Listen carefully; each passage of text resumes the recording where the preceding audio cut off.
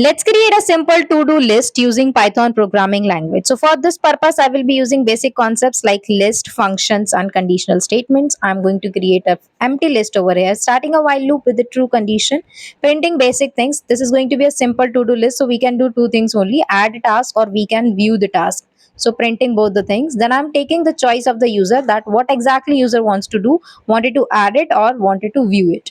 After giving it a choice, I'm checking if the choice is equal to 1, then I'm going to give it another input. That I'm going to take another input and asking it to add a new task. Once I have the task, I will append it into the list that we have created above, then printing task added. Once this is done, if the user wants to view it, if the choice is equal to true, then if there is a task available, then I'm saying print task. After that, I'm going to use enumerate function so that I can print both the things, that what is the task index value and the task name. So for this purpose, I'm using enumerate function. If you have not watched that video yet, then the link is in the description. You can just watch it out. If in case the task is not available, it will just say no task available and will continue. Else I'm going to say that break. It means come out of the loop. Let's run this and test it whether it gives us the same output or not.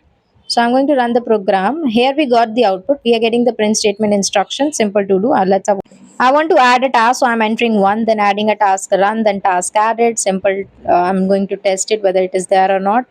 Then again adding it up and then printing it. If you like the video, don't forget to subscribe.